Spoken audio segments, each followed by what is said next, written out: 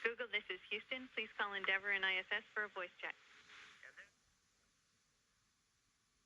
Let's do what we've got to do, which is say hello to them. And so what I do is this. I say, Endeavour ISS, this is Miles O'Brien with Google. How do you hear me? Miles, we have you loud and clear. How do you hear us? 5 by 5, Commander Mark Kelly. Good to see you guys. You look hale and hearty. Congratulations on installing the Alpha Magnetic Spectrometer. That's great news. I wanted to, before we get to the questions from folks, there wasn't a lot of time for folks on Google Moderator to weigh in on the tile damage. I'm curious what your thoughts are on what you've seen. How concerned are you about these ding tiles on the belly of the shuttle? Yeah, so we took a look this morning at some of the photos and the message traffic that came up. There's 3 areas that, are a little bit of concern. The team on the ground will decide over the next couple days if we have to take a closer look at it. But the current damage doesn't seem, we've seen this kind of stuff before, and it's not too big of a concern for us. All right, good. Without further ado, let's get to some of our questions. Folks on Google Moderator weighed in with a lot of enthusiasm, a lot of good questions. And the first one is a video question that comes from Spencer Kelly, I think no relation, in Miramichi, Canada. Let's roll it. Hi, Commander Kelly. I'm Spencer Kelly, but I don't think we're related. I live in Miramichi, Canada. I was wondering, after 4 times going to space, what do you look forward to most in going to space?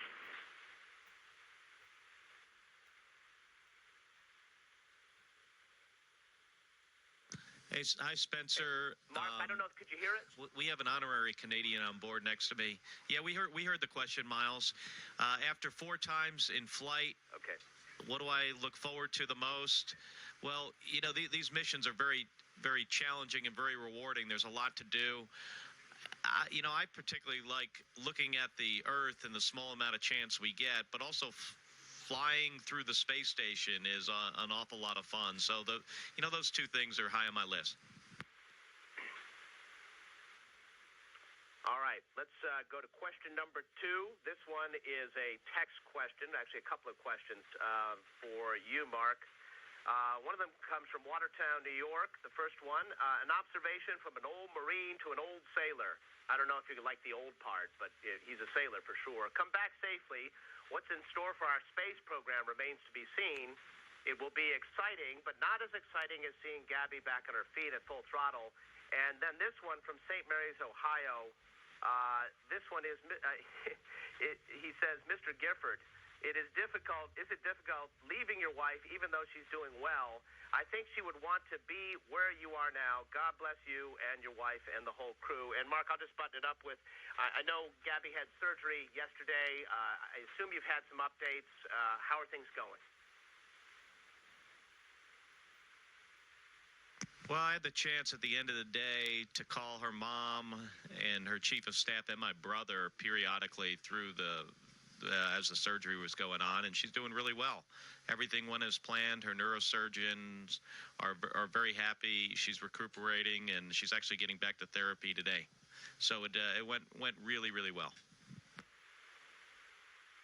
Now, of course, Gabby was at the launch. I understand you're carrying her wedding ring with you. Do you have it on you? And also, I'm just curious. I know you have a busy day up there. Oh, you have it. Let's see it.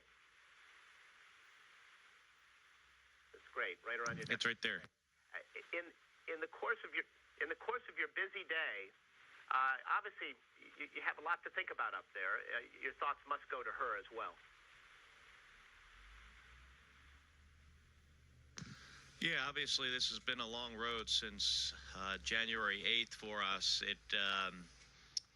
Her having surgery yesterday was not planned all along, but she was ready, and the doctors, wanted to do it then, and didn't make sense to wait a couple weeks until I got back. So I've been thinking a little bit about that, but it's pretty common surgery, and it went really well. She was really excited to be at the launch, really enjoyed it a lot. She was there with not only my kids, but all the children and spouses of the rest of the crew, and they really had a great time, despite the fact that we went through some clouds there in about 20 seconds. Yeah, I think it was about 20 seconds after launch, you guys disappeared. I tell you what, pass the mic over to Ron Guerra. And Ron, who is a space station keeper and has spent a little bit of time up there, you tweeted a photo of the Mississippi River the other day, and NASA has been sending images as well. What's it like to see the devastation of that flooding from space?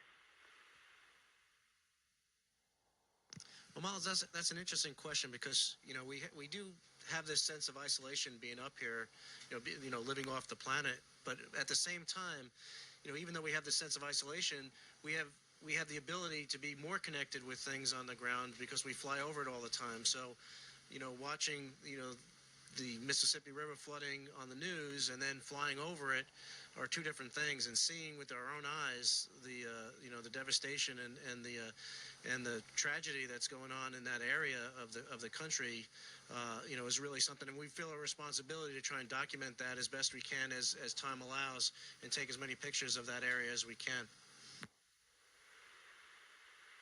All right, our next question is a video question. It's aimed at Mike Fink, so while we're playing it, why don't you send the microphone over to Mike, and let's listen. This one comes from Wilmington, North Carolina, from Callie Davis and Anderson Brandt.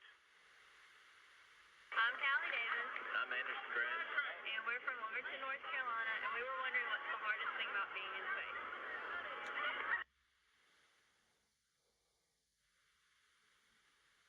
The hardest thing about being in space. Hello from the International Space Station. Got your question.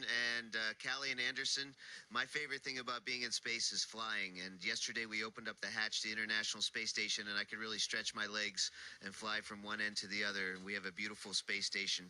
I also really like looking at our beautiful planet. It's the most beautiful planet in the whole solar system. All right. We had promised to see Greg Chamatoff and Greg Johnson. Obviously, they're busy doing other things. Andrew Feustel is there. Why don't you pass the microphone to him?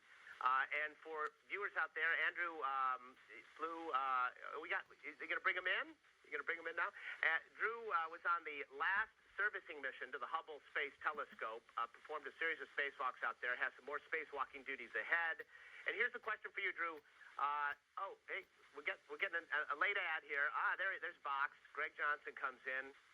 The pilot never gets enough respect. I'm glad you did that. That was a good move. Drew Feustel, this one from the Grinning Man from YouTube. The question is, how realistic is Obama's promise to visit the planet Mars by 2030? Do you believe it is possible to do it sooner?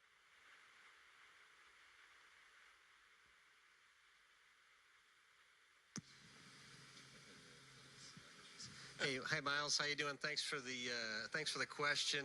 And it's sort of a bigger question, I think, to answer is, what direction we're going in. I think we're all, as space explorers, interested in eventually getting onto Mars and also visiting the moon, since that's our nearest neighbor.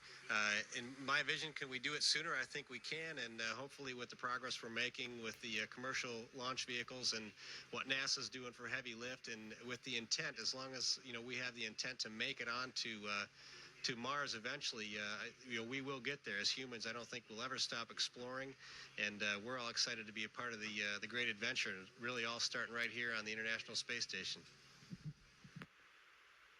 Well, a lot of people who know a little bit about space would tell you the hurdles are not technological, they're more political, right?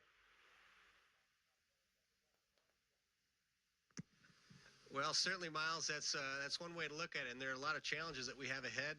Of course, one of the great things, as I mentioned, about the space station is that it's international, and I think all of us support the notion of international cooperation for longer-term space exploration, not only to the moon, but eventually onto Mars. All right, pass it over to the pilot, Greg Johnson. Box, question for you. This one comes from Hanging with Joe from San Francisco. At what point during the mission does it sink in that you are one of the only few people on Earth to have been able to see Earth from space?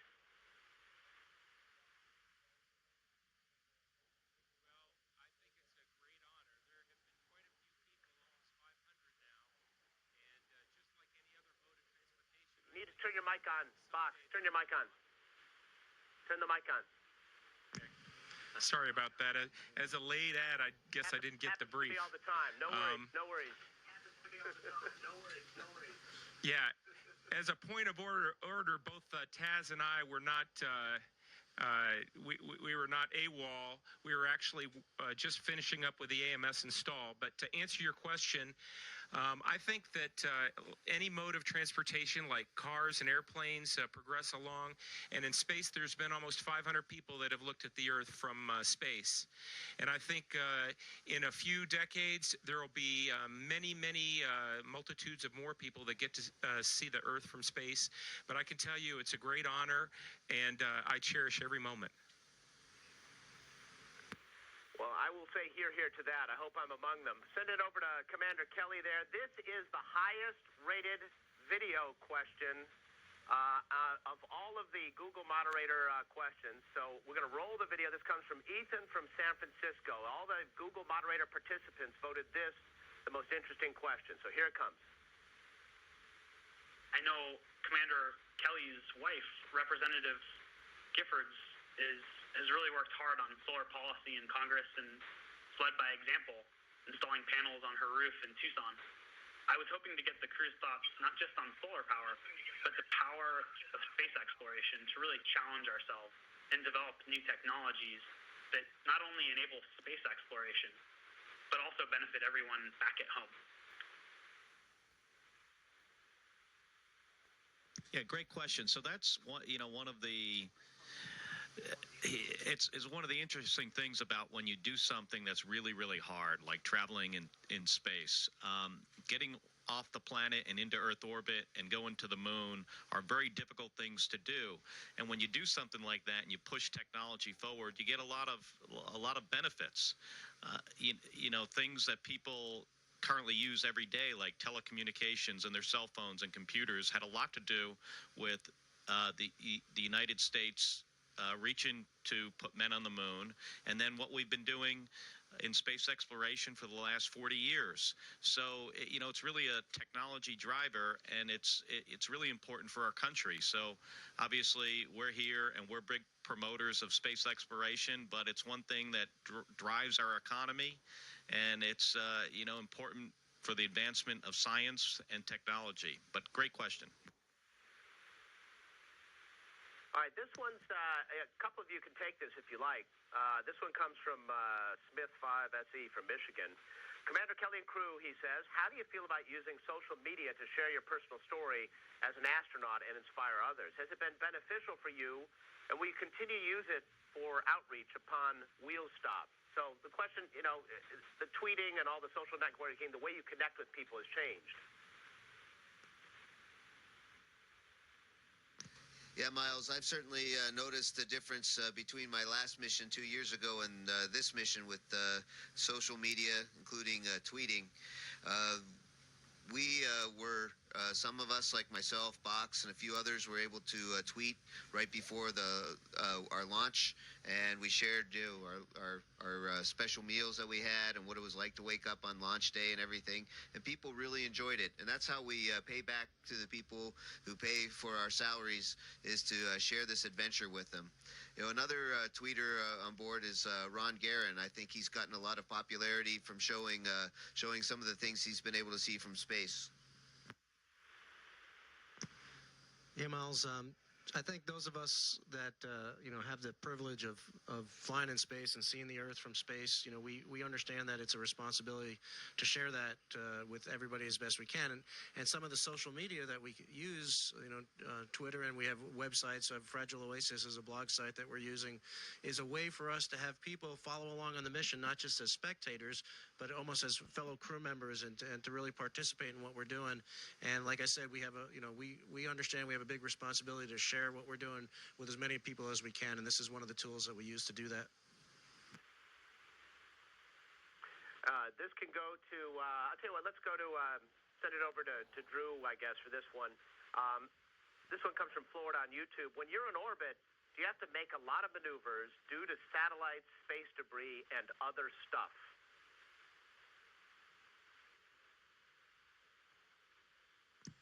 Okay, so Miles, thanks. I guess that was a question. Do we have to make a lot of maneuvers? And the answer is sometimes. Fortunately, many of those items are tracked for us. Well, all the items that we make maneuvers for are tracked for us, and so we do that from time to time. It's not as frequent as some might think. Obviously, the bigger danger for us is items that are not tracked, and that's especially true for spacewalkers. So it's something we think about, but fortunately, many of those issues are taken care of by the ground control teams that are watching out for us. All right, send it over to Box there. Greg Johnson, this one comes from DJ Admiral on YouTube. What kind of internet connection do you get up there? Is it fast? Any restrictions? Wink, wink. What's the IP range of visits from outer space? Good question, DJ. As shuttle guys, we really don't partake in the internet. We've got synchronizations with our emails. It kind of gives us a pseudo email or pseudo internet to communicate with our families and friends and our associates. However, I'm going to pass this to Ronnie because on the station, I believe that they have a better internet than we do on the shuttle. So this is something that's somewhat new, as our capability to use the internet. And how it works is we could be at a laptop here on the International Space Station and basically control remotely a PC or a computer down on the ground that is connected to the internet. So we're limited to when we have the correct communications coverage to be able to be on the internet, and there is some lag in it, so it does work slower than you're probably used to on the ground, but it's a very useful tool, and it really helps us to stay connected with what's going on the Earth. All right, let's send this one up to Mike Fink in the back there. This comes from Mondia Blue in Houston, Texas. You know that place. Do you get to take anything extra on the shuttle, like pictures, a teddy bear, or maybe a special blankie? Well, every mission takes a lot of. We try to carry as much scientific payload and useful things that we can, like resupply for the International Space Station. So we're very limited to take personal gear. I did bring some pictures of my family. I have 3 beautiful kids and a really nice wife. She's also beautiful. I brought a few small trinkets for the kids, and that's pretty much all that we can bring. On the space shuttle, we're only gone from home for about 2 or 3 weeks, so it's not a big deal, and so we don't need to bring any special blankies. All right, do you have any of your personal trinkets with you, on you, that you can show us? I was just working along with Drew here on our spacewalking suits, our EMUs that we're going outside with tomorrow. So I don't have any of my equipment on me, any of my rings or any of the other trinkets. But I think we have some here from the other guys. Excellent. Yeah, Miles, this is the Peace Love Gabby bracelet. Wow. That's pretty special. I'm glad. I wish I had one myself. Hey, this one, final kind of. This is one of my favorites from Innocent Nightmares, Garland, Texas. Do you ever actually say, Houston, we have a problem?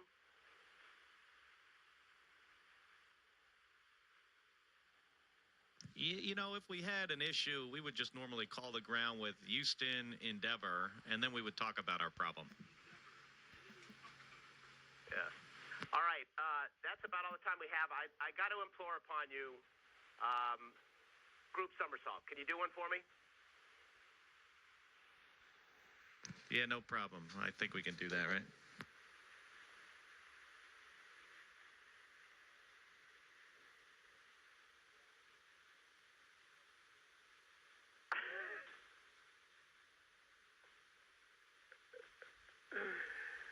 That's certainly not as graceful as it could have been. That's why we usually hesitate to do those, but it's certainly fun to do. Well, I got to say, at least you're having some fun up there. You're not going to the Olympics. with that. Keep the day jobs, guys, or night jobs on this mission.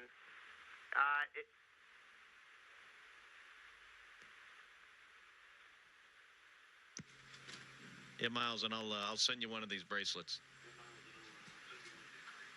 I would like one. Thank you to all of you very much. Appreciate your time. I know you got a busy mission ahead. You got the spacewalk ahead. And thanks to all of you for your time and to be a part of this and for watching us and sending us such terrific questions. You can see portions of this interview on the PBS NewsHour and the entire interview on the NewsHour's YouTube channel. For everyone at Google, YouTube, and the PBS NewsHour and Space Shuttle Endeavour and ISS, I'm Miles O'Brien. Station Endeavour, this is Houston ACR. That concludes the event.